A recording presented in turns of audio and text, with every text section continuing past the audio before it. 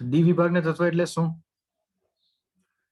તો કે 21મું તત્વ સ્કેડિયમથી સ્ટાર્ટ થાય છે, તો જેમાં છેલ્લી કક્ષક ડી હોય તો આપણે એને ડી વિભાગના તત્વ તરીકે આપણે ઓળખીએ છીએ. છેલ્લી કક્ષક ડી એટલે છેલ્લા જે ઇલેક્ટ્રોન છે, જે મુક્ત ઇલેક્ટ્રોન આપણે કહીશું, એ મુક્ત ઇલેક્ટ્રોન ડી કક્ષામાં હોય તો આપણે એને ડી વિભાગના તત્વ તરીકે ઓળખીએ છીએ. જે રીતે છેલ્લી કક્ષા એસ હોય તો એસ વિભાગના, છેલ્લી કક્ષા પી હોય તો પી વિભાગના તત્વ, અને છેલ્લી કક્ષા ડી હોય તો ડી વિભાગના તત્વ, અને એફ હોય તો એફ વિભાગના તત્વ તરીકે આપણે ઓળખીએ છીએ.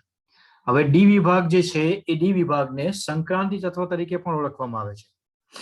ડી વિભાગના તત્વને સંક્રાંતિ તત્વ તરીકે પણ ઓળખવામાં આવે છે. આપણે જાણીએ છીએ કે ડી કક્ષકો 5 છે. યાદ રાખજો, ડી કક્ષકો 5 છે, તો એમાં ઇલેક્ટ્રોનની સંખ્યા કેટલી રહી શકે છે? 10. ડી કક્ષકો 5 છે પરંતુ ઇલેક્ટ્રોન 10 રહી શકે છે. તો 10 ઇલેક્ટ્રોન જે ધરાવે છે એટલે એનો અર્થ જે 21 થી 30 ની આપણે વાત કરીશું તો એ પહેલા ડી વિભાગના તત્વ છે, જેને અંદર D3 અથવા તો 3D કક્ષકો અંદર ભરાશે. બરાબર છે? તો 4s પછી 3D ભરાય છે એટલું યાદ રાખો. એટલે 4s પહેલા ભરાશે પછી 3D ભરાય છે. તો 4s પછી 3D હોવાથી જે ઇલેક્ટ્રોન છે છેલ્લી કક્ષામાં એ 4s અને 3D ના મળીને થશે. એટલે જે કંઈ બી આપણે ઇલેક્ટ્રોન મુક્ત થાય અથવા ઇલેક્ટ્રોન આવે છે તે બધા ક્યાંથી આવે? તો કે પહેલા ડી માંથી, પહેલા એસ માંથી મુક્ત થશે અને પછી ડી માંથી મુક્ત થશે. એટલે કે હંમેશા ધારો કે કોઈ પણ ધાતુ લઈએ ડી વિભાગની તો +2 સ્વરૂપે હોય એટલે એનો અર્થ 2 ઇલેક્ટ્રોન ક્યાંથી નીકળેલા હોય? એસ વિભાગમાંથી નીકળેલા હોય. +2 લઈએ એટલે હંમેશા 2 ઇલેક્ટ્રોન એસ વિભાગમાંથી નીકળે, અને ત્યાર પછી જે વધારાના પ્લસ આવશે તે ક્યાંથી નીકળશે? 3D માંથી નીકળશે. હોય છે. એટલે છેલ્લી કક્ષા ભલે 4s છે પણ 4s પહેલા ભરાઈ જાય છે પછી 3D ભરાય છે. બસ પાઉલીના સિદ્ધાંત પ્રમાણે 4s પહેલા ભરાઈ જાય છે અને પછી 3D ભરાય છે. એટલે એનો અર્થ શું થાય? એનો અર્થ શું થાય?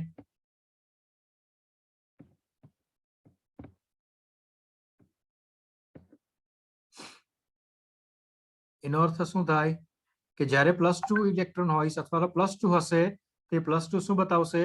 એસ માંથી 2 ઇલેક્ટ્રોન નીકળેલા હશે, અને જ્યારે પ્લસ વધારે હશે ત્યારે એનો અર્થ પછીના ઇલેક્ટ્રોન જે છે એ ડી વિભાગના તત્વ એટલે કે ડી તત્વમાંથી નીકળે છે. તો આપણે વાત કરીએ છીએ, કોઠો જોઈ શકો છો કે ઇલેક્ટ્રોન રચના એની ધરાવસ્થામાં. ધરાવસ્થા એટલે શું? કોઈ પણ પ્રકારનો વધારાનો એને શક્તિ આપવામાં આવેલી નથી. કોઈ પણ વધારાની શક્તિ આપવામાં આવેલી નથી એટલે શું થાય? તો કે પોતાના ઇલેક્ટ્રોન પોતાની જગ્યાએ જ છે. પોતાની જગ્યાએ જ છે એટલે સ્કેડિયમની અંદર જોઈ શકાય છે 4s માં 2 અને 3D માં 1. સ્કેડિયમની અંદર 4s માં 2 અને 3D માં 1. એ રીતે આપણે ઝિંક સુધી જઈએ છીએ. અહીંયા આગળ બે જગ્યા યાદ રાખવાની છે. એક છે ક્રોમિયમમાં Cr માં, અને બીજું છે કોપરમાં Cu માં. તો Cr માં જોઈ શકાય છે કે Cr માં 4s માં એક જ ઇલેક્ટ્રોન છે. એ રીતે કોપરમાં પણ 4s માં એક જ ઇલેક્ટ્રોન છે. એનું કારણ છે કે 3D કક્ષકો 5 છે તો 5 કક્ષકમાં એક એક ઇલેક્ટ્રોન મૂકી દઈએ તો અર્ધ ભરેલી થઈ જાય. એટલે એક એક મૂકવા માટે 4s નો એક ઇલેક્ટ્રોન 3D માં ચાલ્યો જાય છે. એટલે 4s માંથી 2 માંથી એક જ ઇલેક્ટ્રોન બચે અને 3D ની અંદર 2 ઇલેક્ટ્રોન બચે. તો આ 2 ઇલેક્ટ્રોન જે છે, સોરી 3D ની અંદર 5 ઇલેક્ટ્રોન થઈ જશે. એટલે 5 ઇલેક્ટ્રોન પોતે અર્ધ ભરેલી કક્ષા બનાવશે. એ રીતે Cu કોપરની અંદર પણ એવું જ છે. ખરેખર શું આવે? 4s2 3d9 ખરેખર આવે 4s2 3d9, પરંતુ 3D ને પૂરેપૂરી ભરી દઈએ અને 4s ને અડધી કરી નાખીએ તો એનો અર્થ 4s માં 1 રહી જાય અને 3D માં 10 ઇલેક્ટ્રોન થઈ જાય તો એ પૂરેપૂરી ભરેલી થઈ જાય. તો એ પૂરેપૂરી ભરેલી બનવા માટે આપણે શું બનાવીએ છીએ? તો કે અહીંયા જોઈ શકાય છે કે 4s1 અને 3d10 આપણે બનાવીએ છીએ. એટલે કે ધરાવસ્થાની અંદર ઇલેક્ટ્રોન એ ભરેલા હોય છે. બસ આપણને પહેલી શ્રેણીનું જ અત્યારે કામ છે. બાકીની દ્વિતીય, તૃતીય અને ચતુર્થ શ્રેણીનું આપણને અત્યારે જરૂર નથી. આપણે પહેલી શ્રેણી છે, સ્કેડિયમ શ્રેણી છે, તે જ આપણે ભણવાના છે કે સ્કેડિયમ થી માંડીને ઝિંક સુધીના, એટલે કે 21 થી માંડીને 30 સુધીના. બરાબર છે. તો આ રીતે જ્યારે ઇલેક્ટ્રોનની ભરણ થાય છે ત્યારે ઇલેક્ટ્રોન એક જ વસ્તુ યાદ રાખે છે કે ઇલેક્ટ્રોન અર્ધ ભરેલી બનવા પ્રયત્ન કરે અથવા તો પૂર્ણ ભરેલી બનવા માટે પ્રયત્ન કરે. એટલા માટે ક્રોમિયમ ની અંદર અર્ધ ભરેલી બનવા માટે પ્રયત્ન કરે છે, એટલે કે 4s નો એક ઇલેક્ટ્રોન ઉડીને આવી જાય છે 3d ની અંદર. એટલે 3d માં 5 થઈ જાય છે, 4s માં 1 થઈ જાય છે. એટલે બધી કક્ષાઓ અર્ધ ભરેલી બની જાય છે. પછી બીજી વસ્તુ કોપરની અંદર, તો કોપરની અંદર ખરેખર રચના છે 2 અને 9. એટલે એનો અર્થ 4s માં 2 અને 3d માં 9 ઇલેક્ટ્રોન હોય છે, પરંતુ 3d માં ઇલેક્ટ્રોન 4s માંથી આવી જાય છે. એટલે 3d માં 10 ઇલેક્ટ્રોન થઈ જાય છે, જ્યારે 4s માં 1 ઇલેક્ટ્રોન બચે છે. એટલે કોઈ પણ પરમાણુ પોતે પૂર્ણ ભરેલી બનાવવા માટે પ્રયત્ન કરે. જો પૂર્ણ ભરેલી ન બની શકતી હોય તો એ અર્ધ ભરેલી બનવા માટે પ્રયત્ન કરે. બેમાંથી ગમે તે એક કન્ડિશન લાવે તો એ સ્થાયી સ્થિર વધારે રહેશે. તો સ્થિર રહેશે એટલે એટલા માટે એ શું થાય છે તો કે ઇલેક્ટ્રોન 4s માંથી 3d માં ગતિ કરી શકે છે. બરાબર છે. એટલે ક્રોમિયમમાં અર્ધ ભરેલી, જ્યારે કોપરની અંદર પૂર્ણ ભરેલી રચના 3d આપણને જોવા મળે છે. ખ્યાલ આવે છે?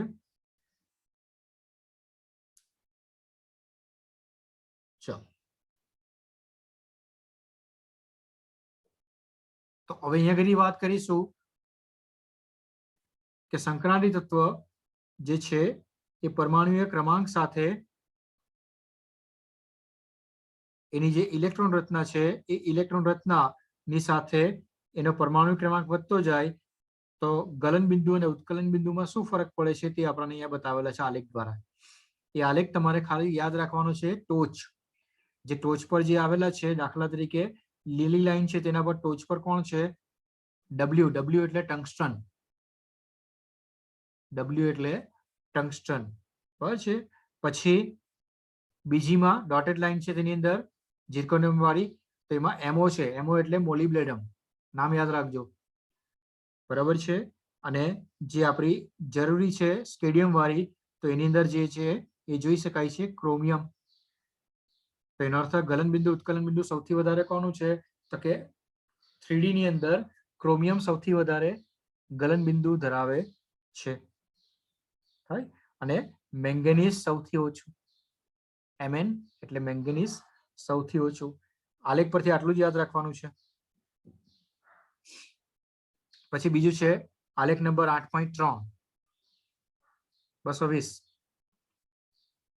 તો એની અંદર તમને આલેખ આપ્યો છે. તે આલેખની અંદર તમે જોઈ શકો છો કે આલેખ જે છે એ આલેખ નીચે તરફ જાય છે. પહેલા પહેલું જે તત્વ છે, દાખલા તરીકે આપણે સ્કેડિયમની વાત કરીએ તો સ્કેડિયમ સૌથી મોટું છે, એની ઇલેક્ટ્રોન રચના મોટી છે, અથવા એની જે કદ છે, ત્રિજ્યા છે, એ ત્રિજ્યા મોટી છે. પછી ધીમે ધીમે એની ત્રિજ્યા ઘટતી જાય છે. ક્યાં સુધી? ક્યાં સુધી? તો જોઈ શકાય છે નિકલ સુધી. નિકલ પછીના બાકીના બે જે છે એની ત્રિજ્યા થોડી વધેલી છે. નિકલ પછીના બાકીના બે સ્કેડિયમ થી ચાલુ કરીએ તો સ્કેડિયમ સૌથી મોટું તત્વ. કારણ શું છે? કારણ શું છે? 3d ની અંદર એક જ ઇલેક્ટ્રોન છે, અને એક જ ઇલેક્ટ્રોન હોય તો આકર્ષણ ઓછું હોય. જેમ જેમ ઇલેક્ટ્રોનની સંખ્યા વધતી જાય તેમ તેમ કેન્દ્ર પ્રત્યે આકર્ષણ વધતું જાય. બરાબર છે. કેન્દ્ર કશે જવાનું નથી. ને ઇલેક્ટ્રોન પણ 3d માં એક જ કક્ષામાં ભરાતા હોય તો ઇલેક્ટ્રોન પણ નજીક જ રહેવાના. નજીક જ રહેશે એટલે શું થાય? આકર્ષણ વધે. આકર્ષણ વધે એટલે ત્રિજ્યા ઘટે. આકર્ષણ વધે તો ત્રિજ્યા ઘટે. તો આ રીતે જોવા મળે છે. તો અહીંયા આગળ આલેખની અંદર જોઈએ તો સૌથી વધારે મોટું તત્વ છે એ સ્કેડિયમ છે. પછી ધીમે ધીમે એની ત્રિજ્યા થોડી ઘટતી જાય છે અને છેલ્લે નિકલ સુધી ઘટે છે. અને કોપર અને ઝિંક આ બે તત્વ છે એની ત્રિજ્યા નિકલ કરતા વધારે છે. એટલે સૌથી નાનું તત્વ કયું? નિકલ. સૌથી નાનું તત્વ કયું આવશે? નિકલ. આ બધું MCQ ની અંદર JEE અથવા તો નીટ ની અંદર પૂછી શકાય. બરાબર છે. એટલા માટે સૌથી નાનું તત્વ, આમાંથી આ જ વસ્તુ પૂછાય, બીજું કઈ પૂછાતું નથી. હવે જેટલું નાનું હશે તત્વ એટલા ઇલેક્ટ્રોન ક્યાં હશે? એટલા ઇલેક્ટ્રોન ક્યાં હશે?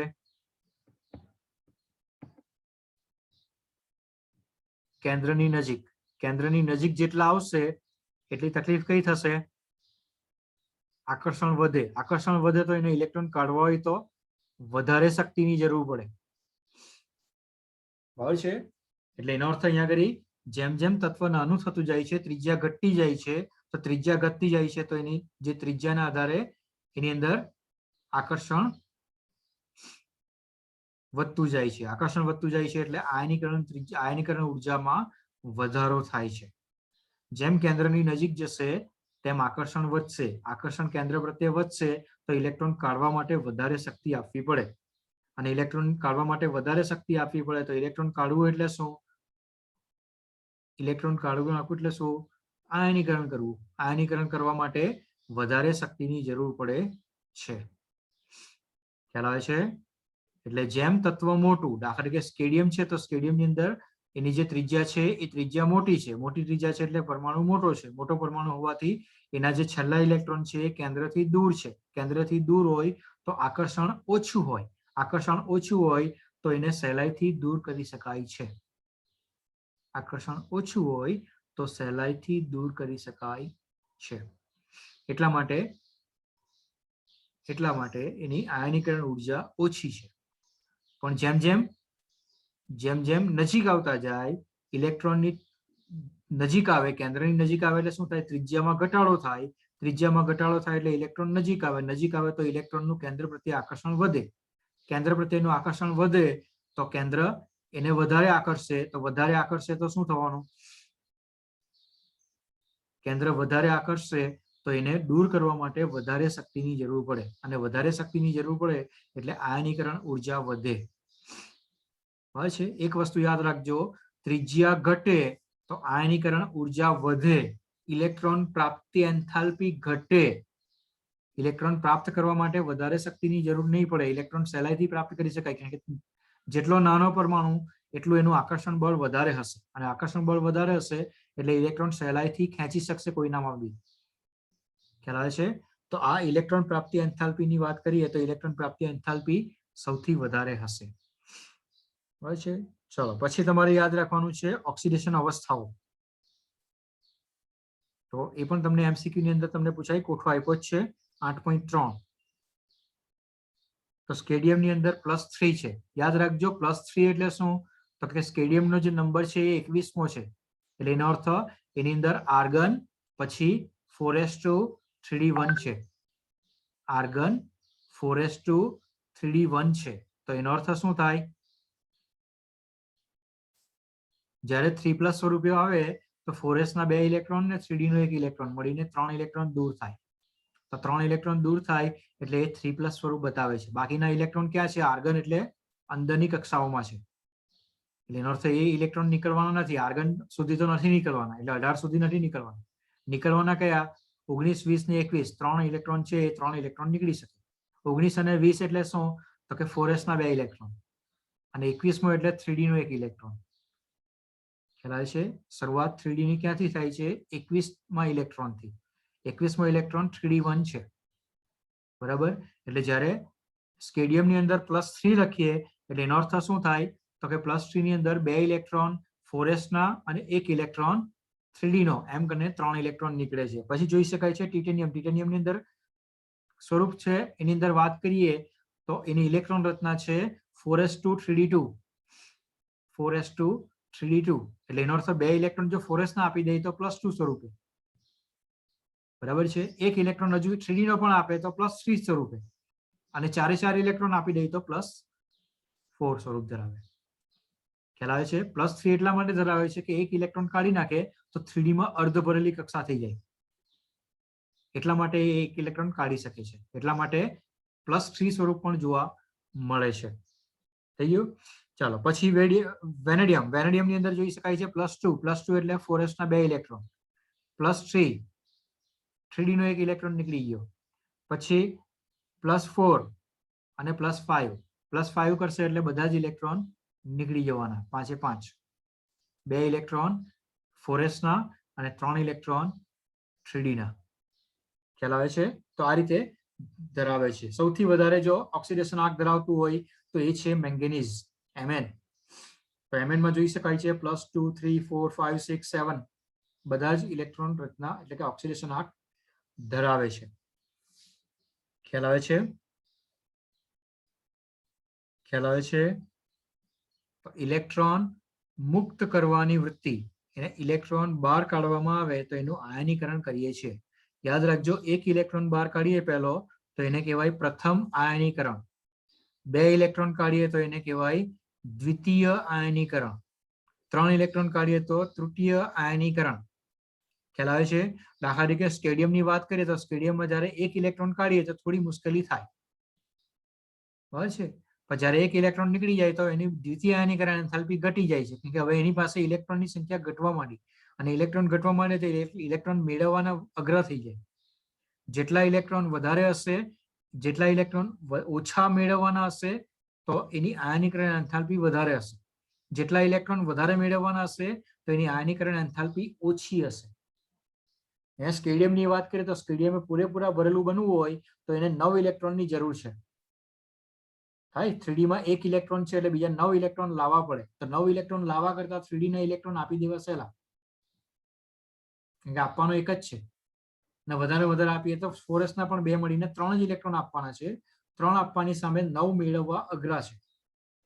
એટલા માટે એ શું કરે છે? ઇલેક્ટ્રોન આપવાની વૃત્તિ ધરાવે છે. અને આ સંક્રાંતિ તત્વ મોટે ભાગે ઇલેક્ટ્રોન આપવાની વૃત્તિ ધરાવે છે અને ધાતુ તરીકે વર્તે છે. સંક્રાંતિ તત્વ મોટે ભાગે ઇલેક્ટ્રોન આપે છે અને એ ધાતુ તરીકે વર્તે છે. ખ્યાલ આવે છે? ખ્યાલ આવે છે?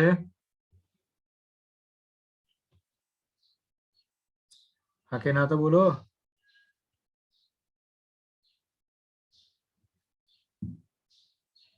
ખ્યાલ આવ્યો કે નહીં? હા.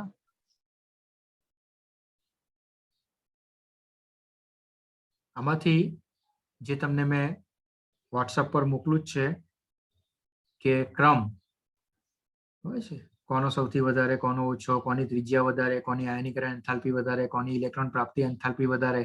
તો આ બધો જે ક્રમ છે એ ક્રમ મહત્વનો છે.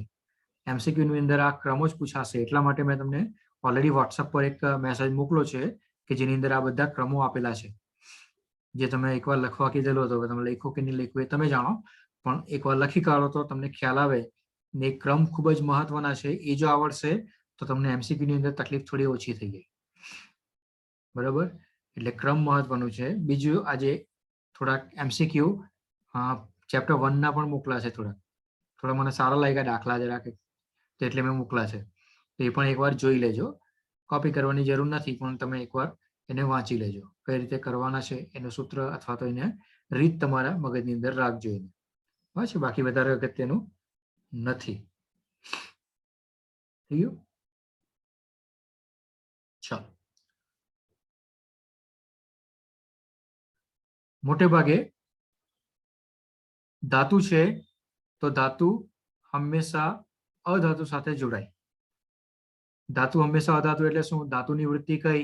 ઇલેક્ટ્રોન આપવાની. અધાતુની વૃત્તિ કઈ? ઇલેક્ટ્રોન લેવાની. તો બંને એકબીજાના પૂરક ગણાય. એકે આપવા છે અને એકે લેવા છે, તો એનો અર્થ બંને એકબીજાના પૂરક ગણાય. અને પૂરક ગણાશે એટલે શું થાય?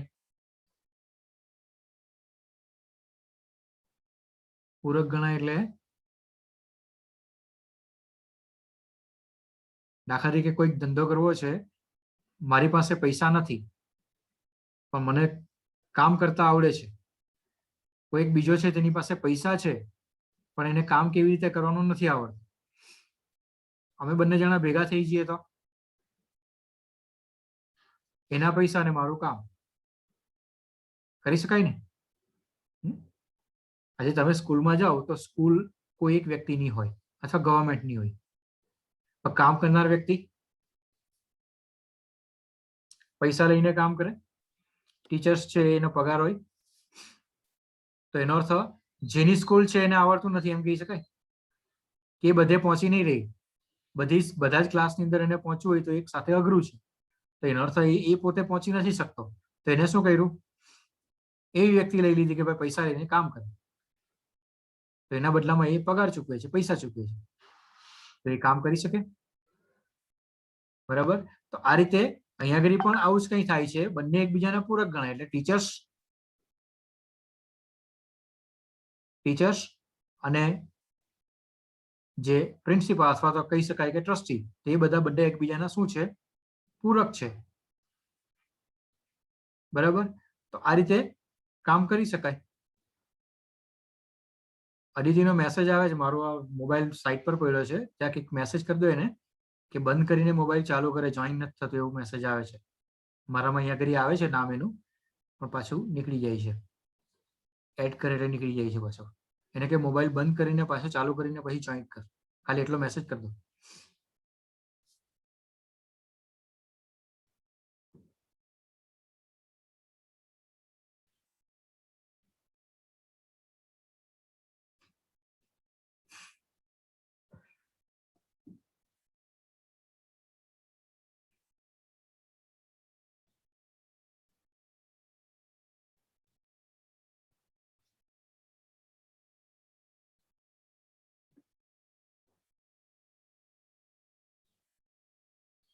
કહી દીધું.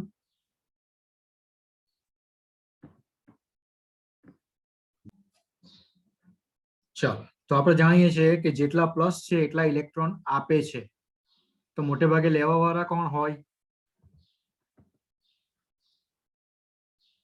અધાતુ તત્વ. અધાતુ તત્વ એટલે કયા તત્વ? કે જેની પાસે ઇલેક્ટ્રોન એક કે બે ઘટતા હોય તો એવા અધાતુ તત્વ ઇલેક્ટ્રોન લેવાની વૃત્તિ ધરાવે છે. તો અહીંયા આગળ અધાતુ તત્વ એટલે શું? દાખલા તરીકે આપણે હેલોજન તત્વ, તો હેલોજન તત્વને આપણે શું કહીશું? અધાતુ તત્વ.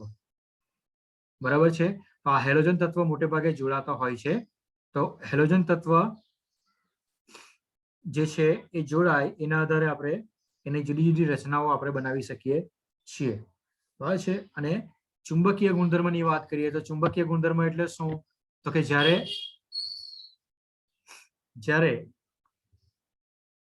પરમાણુઓ અણુની રચના કરે, તો અણુની રચના કરે એટલે શું થાય?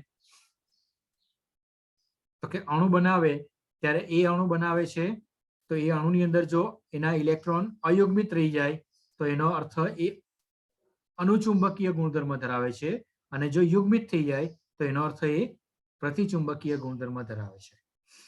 દાખલા તરીકે આપણે અહીંયા આગળ કોઈક ઉદાહરણ લઈએ કે ધારો કે આપણે નિકલની જ વાત કરીએ, અથવા તો બીજા શબ્દમાં કહીએ તો આપણે જે પેલા મેંગેનીઝની વાત કરીએ, તો મેંગેનીઝની અવસ્થાઓ આપણે કઈ કઈ જોઈ? તો કે +2, +3, 4, 5, 6 બધી જ જોઈ ને. એનો અર્થ જે +2 કે +3 જે બી અવસ્થા લેવામાં આવે ત્યારે ઇલેક્ટ્રોન જે છે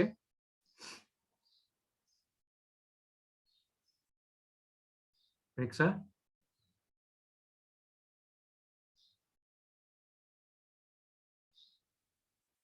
મહેક શું છે તમારા બે જણનું?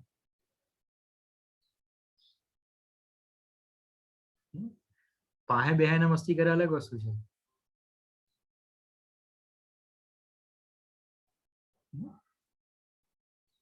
હવારમાં એકલી નાસ્તો કરતી થઈ ગઈ.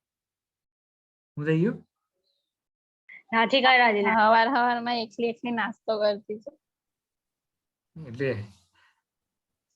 ભૂખ લાગે હોય તો નથી કઈ રાજી. મેં કે તો ના પાડે. છાની માની મમ્મી મુકતી હોય એટલે તું જોયું હોય એટલે. ચલો, કઈ નઈ, છાના માના મૂકવાની જરૂર નથી, ખાઈ શકાય છે. હોય છે તો ઊંઘ નહીં આવે. તો જ્યારે આપણે ઇલેક્ટ્રોન રચનાની વાત કરીએ તો ધારો કે પહેલા બે ઇલેક્ટ્રોન નીકળવાના એ 4s ના નીકળવાના, 3d ના બધા બાકી રહેવાના. એ 3d ના બાકી રહેવાના, તેમાં જો અયુગ્મિત ઇલેક્ટ્રોન હોય તો આપણે એ જે છે એ અનુચુંબકીય ગુણધર્મ ધરાવે છે, અને યુગ્મિત ઇલેક્ટ્રોન થઈ જાય તો એ પ્રતિચુંબકીય ગુણધર્મ ધરાવે છે. તો એની ગણતરી કરવા માટેનું સૂત્ર છે μ = n(n+2). તો આ સૂત્રની મદદથી આપણે ગણતરી કરી શકીએ છીએ. અને જે ચુંબકીય ગુણધર્મ ધરાવે છે, અને ચુંબકીય ગુણધર્મની અંદર જે એનો એકમ છે એ બોહર મેગ્નેટ્રોન BM એકમ તરીકે ઓળખાય છે. તો એની નીચે અંડરલાઈન કરી રાખો બોહર મેગ્નેટ્રોન. તો એ BM ધરાવે છે. બરાબર છે.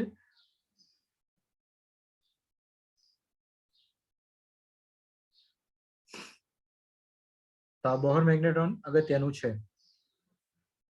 બીજું, બધા તત્વ જે છે એ સંક્રાંતિ તત્વ જે છે ડી વિભાગના તત્વ છે એ પોતે કલર ધરાવે છે, એટલે કે જુદા જુદા રંગો ધરાવે છે. કે દાખલા તરીકે સ્કેડિયમ અને ટિટેનિયમમાં રંગવિહીન છે, બાકીના બધા જ જોઈ શકાય છે રંગવિહીન છે. એમાં ઝિંક ખાલી રંગવિહીન આવે છે. ત્રણ રંગવિહીન છે, સ્કેડિયમ, ટિટેનિયમ અને ઝિંક. બાકીના બધા જ જે છે એ રંગ ધરાવે છે. એમાં કોબાલ્ટમાં બે રંગ છે, વાદળી અને ગુલાબી. જો કોબાલ્ટ 3+ સ્વરૂપે હોય તો વાદળી અને 2+ સ્વરૂપે હોય તો એ ગુલાબી રંગ ધરાવે છે. તો આવા જે બે રંગવાળા છે એને થોડા ધ્યાનમાં રાખવા. કોબાલ્ટ 3+ હોય તો વાદળી રંગનો છે અને 2+ હોય તો એ ગુલાબી રંગનો છે. તો 3+ અને 2+ એ ધ્યાનમાં રાખવા. બાકીના બધાના રંગો પણ યાદ રાખવાના, કોઈક વાર રંગ પૂછાય. બરાબર છે કે દાખલા તરીકે Fe2+ કયા સ્વરૂપે છે, કયા રંગનો છે, તો કે લીલો. થાય તો એ રીતે તમારે રંગો બધા યાદ રાખવાના છે. 2+ અને 3+. 3+ પાછો પીળો રંગ છે અને 2+ છે એ લીલો રંગ છે. બરાબર છે, એટલે જે બી દ્રાવણ આપે તો દ્રાવણ પરથી પણ આપણને ખબર પડી જાય લીલા રંગનું દ્રાવણ હોય તો Fe2+ હાજર છે. બરાબર, તો એ કહી શકાય.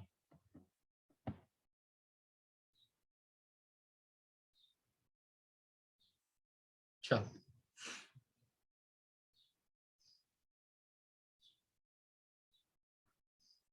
મોટે ભાગના ડી વિભાગના તત્વ છે એ મોટે ભાગના ડી વિભાગના તત્વ એ સંક્રાંતિ તત્વ છે. એ સંક્રાંતિ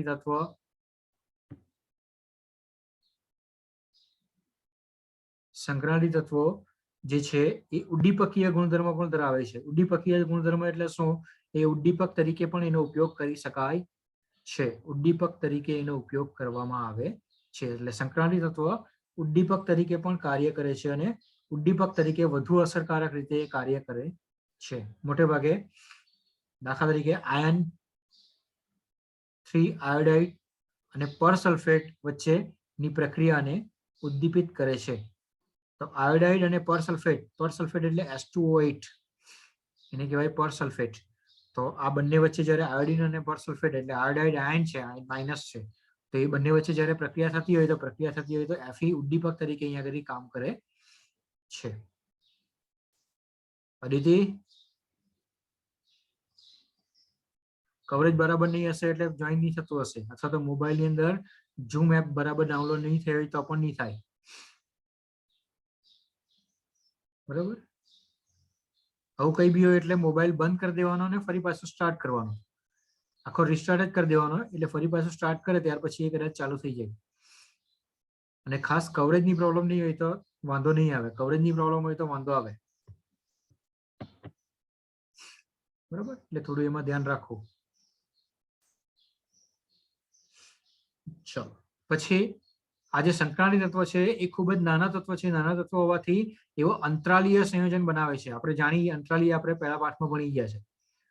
અંતરાલીય સંયોજન એટલે કેવા સંયોજન? અંતરાલીય સંયોજન એટલે કેવા સંયોજન? કે બે પરમાણુની વચ્ચે ખાલી જગ્યાની અંદર નાનો પરમાણુ ગોઠવાય તો એને અંતરાલીય સંયોજન કહેવામાં આવે છે. ખ્યાલ છે? મોટા પરમાણુ હોય તો એ મોટા પરમાણુ ગોઠવાયેલા હોય તો વચ્ચે ખાલી જગ્યા થોડી રહી જતી હોય, અને રહી જતી હોય એ ખાલી જગ્યાની અંદર નાના પરમાણુઓ ગોઠવાય, તો નાના પરમાણુઓ ગોઠવાય છે તો આપણે એને અંતરાલીય સંયોજન તરીકે આપણે ઓળખીએ છીએ. બરાબર છે, એટલે જ્યારે બી અંતરાલીય સંયોજન બનાવે ત્યારે આ અંતરાલીય જે નાના પરમાણુ ગોઠવાય છે, નાના પરમાણુ અશુદ્ધિ સ્વરૂપે ગોઠવાય છે, અને અશુદ્ધિ ઉમેરાય એટલે એનું ગલન બિંદુ ઉત્કલન બિંદુમાં વધારો થાય અથવા તો ઊંચા થઈ જાય. બીજું, એની જે લચીલું પણ છે એટલે કે એને વાળી શકાય એવું હોય તો એ ગુણધર્મ ગુમાવી દે છે, એટલે સખત થઈ જાય છે. વાહકતા તો જાળવી રાખશે કેમ કે વધારાના ઇલેક્ટ્રોન આવવાના એની પાસે, અને રાસાયણિક રીતે થોડા નિષ્ક્રિય થઈ જાય છે. તો આ જે છે અંતરાલીય સંયોજન બનાવે છે ત્યારે આ બધી વસ્તુનું નિર્માણ થાય છે. અને અંતરાલીય સંયોજન બનાવે તો બે ધાતુ ભેગી થતી હોય, બે ધાતુ ભેગી થતી હોય તો આપણે એ નિષ્ક્રિય સંયોજન તરીકે પણ આપણે ગણીશું, અથવા તો એને મિશ્ર ધાતુનું નિર્માણની અંદર પણ આ ભાગ ભજવે છે. કારણ કે એની પાસે વચ્ચે જગ્યાની અંદર બેસવાની ક્ષમતા છે, અંતરાલીય સ્થાનોની અંદર બેસવાની ક્ષમતા છે, તો એ વચ્ચે ગોઠવાઈ જાય, અને ગોઠવાઈ જાય એટલે અશુદ્ધિ સ્વરૂપે ગોઠવાઈ જાય તો એ જુદા જુદા મિશ્ર ધાતુઓ બનાવે છે. અને જુદી જુદી મિશ્ર ધાતુ બનાવવા માટે આપણે આ સંક્રાંતિ તત્વનો આપણે ઉપયોગ કરી શકીએ છીએ. ચાલો, બીજું ડી વિભાગના તત્વ છે એ ઘણા બધા ઓક્સિડેશન અવસ્થા ધરાવે છે. ડી વિભાગના તત્વ એ ઘણા બધા ઓક્સિડેશન અવસ્થા ધરાવતા હોવાથી એ જે તત્વો છે એ તત્વો ઇલેક્ટ્રોન રચના ઘણી બધી ધરાવતા હોવાથી એમાં ઓક્સિજન સાથે સંયોજાય છે તો ઓક્સિજનના જુદા જુદા સ્વરૂપો જોવા મળે છે. બરાબર છે, ઓક્સિજનના જુદા જુદા ઘણા બધા સ્વરૂપો જોવા મળે છે. દાખલા તરીકે વેનેડિયમની વાત કરીએ તો વેનેડિયમ VO4 3- કે V2O3 કે પછી V2O4 કે V2O5 આ બધી અલગ અલગ ઓક્સિડેશન અવસ્થાઓ ધરાવે છે અને ઓક્સિડેશન પામીને ઓક્સિજન સાથે સંયોજાયેલા હોય છે. એટલે અહીંયા આગળ આપણે બાકી અત્યારે જે આપણે ધાતુની વાત કરતા હતા કે દાખલા તરીકે સોડિયમ, તો સોડિયમ Na2O જ થાય, બાકી બીજી કોઈ અવસ્થા નહીં આવે. બરાબર છે, કારણ કે એની પાસે ઇલેક્ટ્રોન જે છે એ મર્યાદિત ઇલેક્ટ્રોન છે. જ્યારે ડી વિભાગની અંદર શું છે, મર્યાદિત ઇલેક્ટ્રોન નથી, એની પાસે વધારાના ઇલેક્ટ્રોન એટલે વધારે ઇલેક્ટ્રોન છે અને વધારે ઇલેક્ટ્રોન હોવાથી વધારે પડતી ઓક્સિડેશન અવસ્થાઓ ધરાવે છે કે +2 હોય, 3 હોય, 4 હોય, 5 હોય, 6 હોય, 7 હોય. તો આ બધી ઓક્સિડેશન અવસ્થાઓ ધરાવતી હોવાથી એ ઇલેક્ટ્રોન વધારે કે ઓછા પ્રમાણમાં આપલે કરી શકે છે અને વધારે કે ઓછા પ્રમાણમાં આપલે કરી શકે તો જુદા જુદા ઓક્સિજન સંયોજનો બનાવી શકે છે. અને જુદા જુદા ઓક્સિજન સંયોજનો ઘણા બધા આપણે જોયા છે, એ ધ્યાનમાં છે. એમાંના કેટલાક આપણને આકૃતિ આપી છે, ખાસ ધ્યાન આપવાના. દાખલા તરીકે ક્રોમેટ આયન CrO4-2 છે, તેને ક્રોમેટ આયન કહેવામાં આવે. તો ક્રોમેટ આયનની રચના કઈ રીતે ગોઠવાયેલી છે જોઈ શકાય છે, સમચતુષ્ફલકીય છે. પછી એના પછી ડાયક્રોમેટ આયન છે, Cr2O7. ક્રોમેટની અંદર CrO4 છે 2- અને ડાયક્રોમેટની અંદર Cr2O7 છે. એક Cr સાથે 3 છે અને વચ્ચે એક O છે.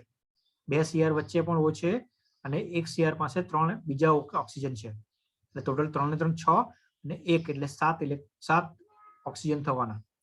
એટલે Cr2O7 બનાવે છે. અને Cr2O7 બનાવે તો એ Cr2O7 ની અંદર જે બંધ રચના છે એ ખાસ જોવાની છે. અને બીજું જે લંબાઈ, બંધની લંબાઈ અને ખૂણો જે આપ્યો છે એ તમારે યાદ રાખવાના છે. એ MCQ માં નીટ અથવા JEE માં આવે કે ભાઈ ઓક્સિજન ક્રોમિયમ સાથે જોડાયેલો છે તો એ બંધ વચ્ચેનું અંતર જે છે 120 નો ખૂણો છે. બરાબર છે. બંધ લંબાઈ ક્રોમિયમ અને ઓક્સિજન વચ્ચેના ઓક્સિજનની બંધ લંબાઈ 179 છે, જ્યારે પહેલા 163 જેવું કંઈક બતાવે છે. બરાબર છે. તો આ રીતે બંધ લંબાઈ PM એટલે પિકોમીટર, પછી પાસ્ટ મોર્નિંગ નહીં કરતા. બરાબર છે. PM એટલે પિકોમીટર.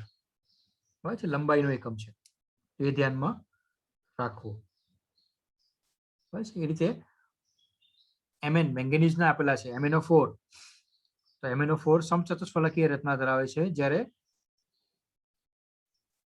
MnO4 બીજી રચના કઈ ધરાવે છે, એ પણ સમચતુષ્ફલકીય જ છે, પરંતુ રંગ જાંબુડિયો છે. ફરક શું છે બંનેમાં? દ્વિબંધ 2 વાર છે ઉપર લીલામાં, અને જાંબુડિયામાં દ્વિબંધ 3 વાર છે. બંને છે સરખા જ, MnO4 2-, બંને MnO4 2- જ છે. પણ તકલીફ કઈ છે? Mn ઓક્સિજન સાથે 2 ઓક્સિજન સાથે દ્વિબંધ ધરાવે તો લીલો રંગ, અને 3 ઓક્સિજન સાથે દ્વિબંધ ધરાવે તો જાંબુડિયો રંગ ધરાવે છે. તો એ ધ્યાનમાં રાખવું. સમીકરણ ખાસ જોઈ જવા, સમીકરણ ખાસ મોડે કરવાના. એમાંથી એકાદ સમીકરણ તમને પૂછાય પૂર્ણ કરોની રીતે, અથવા તો આંકડો, આગળનો જે આંકડો છે એ આંકડો તમને પૂછાય. ખાસ તમારા અગત્યના છે આ એસિડિક દ્રાવણોની અંદર જે છે 233 પેજ નંબરમાં છે તે છેલ્લે KMnO4 ની કેટલીક ઓક્સિડેશન પ્રક્રિયાઓ. તો આ જે છે એ ખાસ ધ્યાન રાખવાના છે બધા સમીકરણો. એ સમીકરણમાંથી એકાદ સમીકરણ તમને MCQ ની અંદર તમને પૂછાય બોર્ડની અંદર, અથવા તમને નીટ અને JEE માટે 100% આવશે જ, કે જેમાં આગળનો આંકડો લખવાનો આવે અથવા તો કોઈ બનાવવાનું બાકી રાખે, A કે B લખી દે અને A બરાબર ખાલી જગ્યા કે B બરાબર ખાલી જગ્યા, એમ કરીને તમને ખાલી જગ્યા પૂછી શકાય. બરાબર. તો આ રીતે તમારે ધ્યાન રાખવાનું છે. હવે આપણે જોઈએ છીએ લેન્થેનોઇડ શ્રેણી અને એક્ટિનોઇડ શ્રેણી, F વિભાગ. લેન્થેનોઇડ અથવા એક્ટિનોઇડ તો એ F વિભાગના તત્વ છે.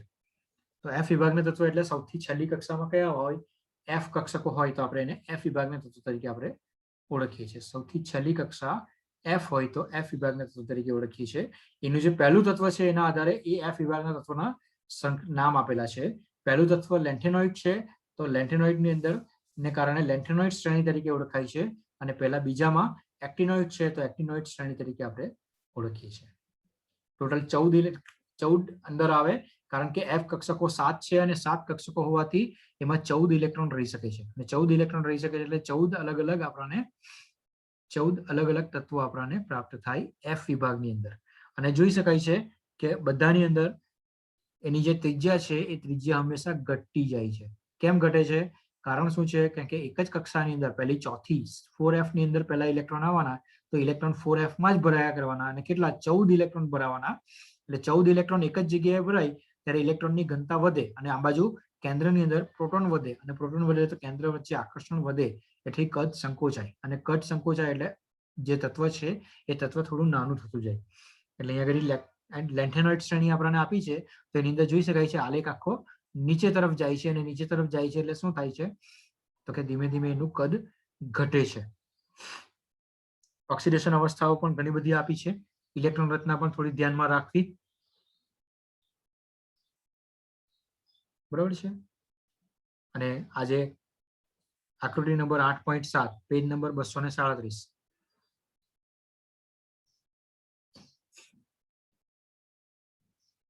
તો એ તમારે થોડી યાદ રાખવાની કે લેન્થેનોઇડ છે તો કઈ કઈ પ્રક્રિયા કરી શકે છે. ઓક્સિજન બળવાથી અથવા તો એસિડિક માધ્યમની અંદર સંયોજન કેવું બનાવે છે તો આ બધી વસ્તુ તમારે ધ્યાન રાખવાની છે. આમાંથી એક MCQ 100% હશે પરીક્ષામાં. નીટ JEE માં પણ અને બોર્ડમાં પણ આમાંથી એક પ્રક્રિયા તમને પરીક્ષામાં પૂછશે. એટલે આ રાસાયણિક પ્રક્રિયાઓ લેન્થેનોઇડની છે એ તમારે થોડી ધ્યાનમાં રાખવી. ઇલેક્ટ્રોન રચના, કદ અને ઓક્સિડેશન અવસ્થા એ આપણે જોઈ લીધી.